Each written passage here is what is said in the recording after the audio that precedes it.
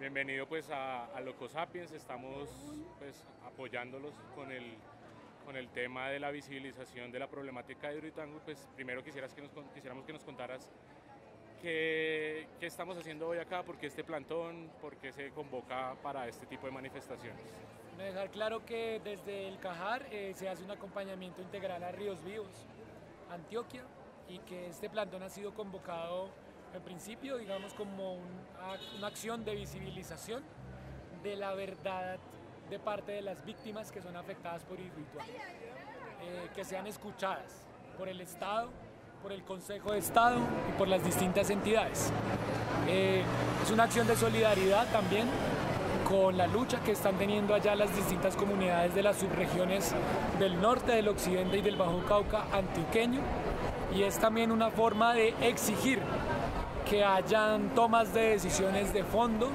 que solucionen esta problemática de crisis ambiental y social.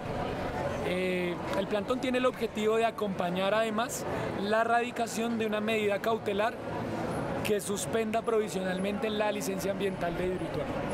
Ok. Y en ese mismo, digamos, trabajo que han venido realizando esta semana, pues han estado los conversatorios y los líderes que han venido en representación. Pues para que nos resumas un poquito, ¿qué es lo que han venido a contarnos estos líderes y a denunciar acá en Bogotá? Sí, esta semana la delegación de 8 personas del movimiento, encabezada por Isabel, por Mauricio, por el compañero Guillermo y otras compañeras como Rubiela, Rosario, La Mona, han venido hasta acá, a Bogotá, a tener una interlocución con distintas entidades, a decirles: los daños que está causando Hidroituango hoy ya son una crisis, ya ocurrió la catástrofe, ya ocurrió la emergencia, ya se desencadenó una crisis, ya pasó, porque ya Puerto Valdivia, por ejemplo, parte de él desapareció, está bajo el agua. Ellos vienen a decir que esos daños, que son irreparables, están ocurriendo aguas arriba del muro de presa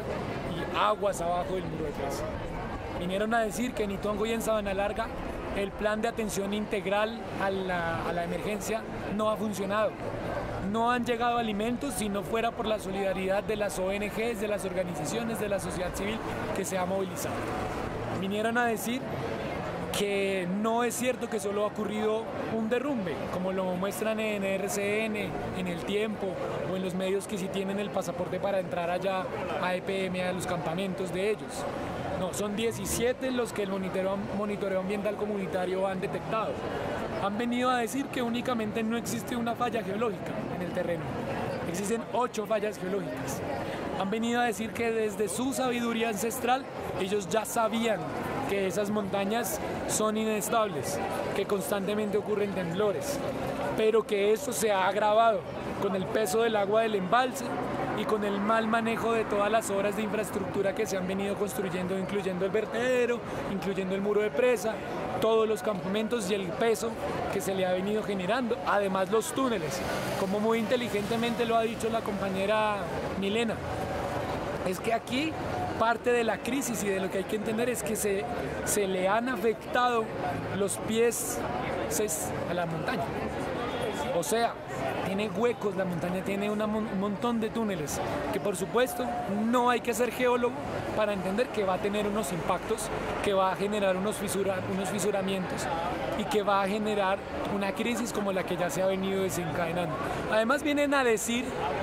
que se desmantele Hidroituango, categóricamente, y que no solo pasa por el desmonte físico de las obras, pasa porque se desmonte el velo de impunidad y de mentiras que hay alrededor de todo este megaproyecto, que es un megaproyecto que, como lo dice Isabel Zuleta, es un proyecto militar. Vino en la licencia ambiental en una de las modificaciones con 3 batallones mineroenergéticos que se suman a otros 2 que hay en el territorio. Es decir, una militarización del territorio que se está viviendo ahí. Vienen a denunciar que las masacres que han ocurrido en La Granja, en El Aro, en Valdivia, en Tarazá, en Peque, en Sabana Larga, etcétera, etcétera, tienen relación Han venido a decir que la estigmatización de la violencia sociopolítica de la cual ellos son víctimas, por toda la estigmatización que reciben de EPM, de la falsa solidaridad con Hidroituango, porque Hidroituango no es Colombia. Las víctimas de Hidroituango sí son Colombia, existen, que ellos han sido desalojados incluso de los albergues. Hace 2 días a Cecilia Muriel, una compañera, encontramos o nos denunciaron que fue sacada del albergue por parte de la policía. ¿Qué es esto, por favor? Que las muertes de Hugo y de Luis del 2 y el 8 de mayo y las de Nelson y de Robinson en el 2013 están relacionadas con Hidroituango. El único problema que tenía Hugo en cuanto al tema de tierras era con EPM, que hay un fenómeno que se llama el desplazamiento forzado por megaproyectos de desarrollo y que este es mucho más criminal, mucho más hostil, mucho más desarraigador de la vida que el desplazamiento forzado por el conflicto armado, porque ahí al menos existía la esperanza de que tú volvías a un territorio alguna vez en un retorno, en un escenario de construcción de paz como el que intentamos. Pero aquí no hay esa posibilidad de retorno porque el territorio ya no está bajo las aguas. Y adicionalmente a eso, como lo hemos dicho, como el movimiento lo ha dicho, si el río llegara a su cauce, tomará años en que se recupere y se recuperen sus aguas, porque ya el nivel de sedimentos que existe hace que no baje el mismo oro y por lo tanto también no bajen todas las riquezas que hay debajo de las aguas, que también garantizan la presencia de las especies de peces, muchas que hay en el cañón del río Cauca. Entonces, el movimiento ha venido a decir esa cantidad de argumentos de peso y con toda la dignidad y valentía a la sociedad civil para decirle, despierten por favor. Pasa una cosa, Luis Carlos, y es que, digamos, dentro de los movimientos sociales y ambientalistas nosotros conocemos pues de la existencia del movimiento Ríos Vivos, pero el país en general, digamos, no lo conoce, y ahora que ha estallado esta crisis, digamos, ha sido un poco invisibilizado, un poco, no sé, sí, digamos, callado, silenciado. ¿Cómo aportarle desde la ciudadanía a la visibilización de esa organización que denunció esto,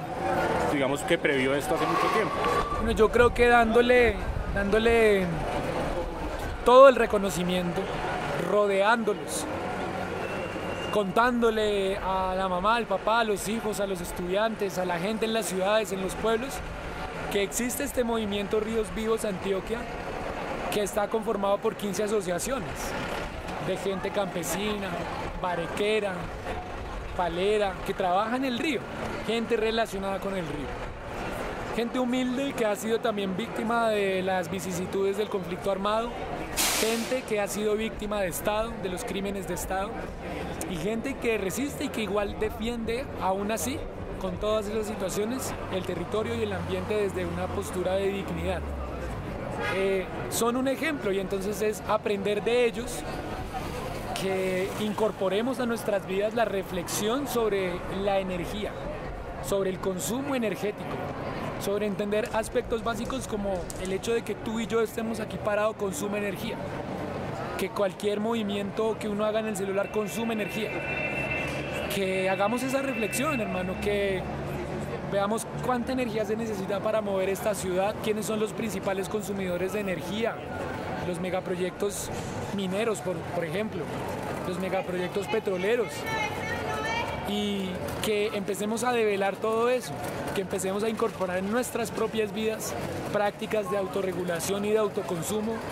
porque la energía, como el agua, viene de los territorios, y aquí, como hemos dicho coloquialmente, o más bien realmente, en Bogotá, el agua potable que hay en los sanitarios, nosotros nos cagamos en ella, y esa agua se la están necesitando los niños de La Guajira. Es decir, hay cosas absurdas que están pasando en este modelo de vida, y ellos nos están enseñando eso. Son personas, digamos, que están cumpliendo también ese objetivo, que aparecen en nuestras vidas con esa necesidad de reflexionar profundamente sobre, oiga, cómo es que estamos viviendo. Es justo prender cantidad de bombillos en diciembre en todas las novenas, cuando hay una cantidad de gente que no tiene acceso a un bombillo ¿O acaso es que es un derecho que se tenga que imponer el de estar conectada las 24 horas del día a la luz? Porque el pueblo Ugua, por ejemplo, dijo, a mí no me obliguen, yo tengo el derecho a estar bajo la oscuridad. Entonces no todo el mundo tiene que conectarse a la matriz energética. Y entonces también pensar cuáles son los intereses que hay en hacer este tipo de megaproyectos, cuando la cobertura energética se puede garantizar también por medio de verdaderas energías alternativas y por medio de proyectos como los tiene el Movimiento Ríos Vivos, relacionados con tener pequeños proyectos comunitarios de energías alternativas. Llámese un panel solar, llámese energía eólica o geotérmica, pero de pequeña escala y que sea comunitaria, o sea, que le pertenezca a la gente, como el acueducto comunitario. Porque nada hacemos con un parque eólico gigantesco el cual sea el dueño de EPM, que sigue teniendo un interés mercantilista y del ánimo de negociar con eso. Ok, listo. Y el último es, pues, primero el llamado, pues, vehemente a las instituciones para que se desmantele esto ya y a los movimientos de la ciudadanía para que rodemos a Ríos Vivos. Bueno, a la rama judicial, en cabeza del Consejo de Estado, también a la Corte Constitucional, a la que les llegarán unas cuantas acciones de tutela, les decimos que fallen en derecho, que fallen en justicia, que apliquen el principio de progresividad de los derechos, que apliquen el principio de proporcionalidad, que ponderen los derechos y que primen los derechos fundamentales de las personas por encima de los intereses económicos de las empresas. Al Ejecutivo le decimos, tome el control de Hidroituango para desmantelarlo, porque ya EPM perdió el control de esas obras. A los ministerios, cumplan sus acuerdos y apliquen el principio de participación efectiva de la ciudadanía, escúchenla y tomen decisiones en conjunto. Al legislativo, que viene y que va a iniciar un nuevo camino, una nueva legislatura, le exigimos que hayan espacios de diálogo permanente con la sociedad civil, con el movimiento ambiental colombiano, para la formulación de una política pública alternativa al modelo minero energético en Colombia, que le permita a la ciudadanía colombiana hacer transiciones para que el modelo depredador que tenemos también se desmantele y también se desmonte y pasemos a tener un modelo de vida distinto y un modelo de concepción distinta, una forma de ordenar el territorio alrededor del agua, alrededor de los alimentos, alrededor de la energía sustentable y comunitaria, alrededor de los cultivos sin transgénicos, alrededor de los acueductos comunitarios, del agua limpia y autónoma, y que se respeten las comunidades campesinas en los parques, que se respeten las comunidades cañoneras en los ríos.